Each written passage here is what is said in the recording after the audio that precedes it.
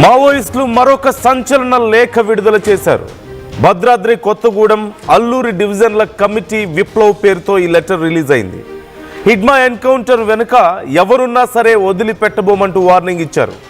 Hidma encounter వెనుక కాంగ్రెస్ నేత హస్తం ఉందంటూ ఆ లేఖలో ప్రస్తావించారు. Telangana PCC general secretary Durga ప్రసాద్ను అతని ప్రాణాలు తీస్తామంటూ ఆ బెదిరింపు లేఖ విడుదల చేశారు.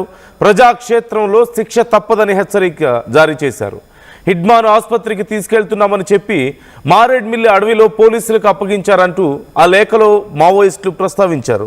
హిడ్మా ఎన్కౌంటర్ అన్ని ఆధారాలు ఉన్నాయంటూ మావోయిస్టులు ఆ లేఖలో రాసుకొచ్చారు. ఇప్పుడు ఈ లేఖ సంచలనంగా మారింది. ఓ పక్క ఆపరేషన్ కగారు ఉవ్వెత్తున ఎగిసిపడుతోంది.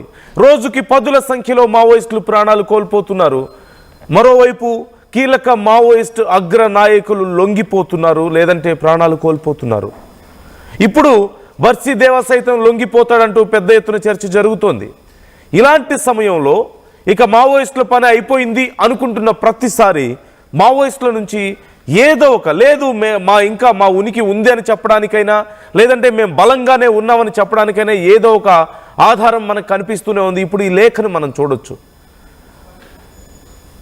ఈ ఎన్కౌంటర్కి సంబంధించి ఒక కాంగ్రెస్ హిడ్మా ఎన్కౌంటర్కి సంబంధించి కాంగ్రెస్ నాయకుడి హస్తం ఉందని, హాస్పిటల్కి తీసుకెళ్తున్నామని చెప్పి పోలీసులకు అప్పగించారని ఆ లేఖలో రాస్తుంది.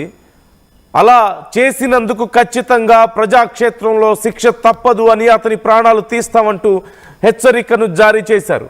ఇప్పుడు ఈ లేఖ సంచలనంగా మారుతోంది.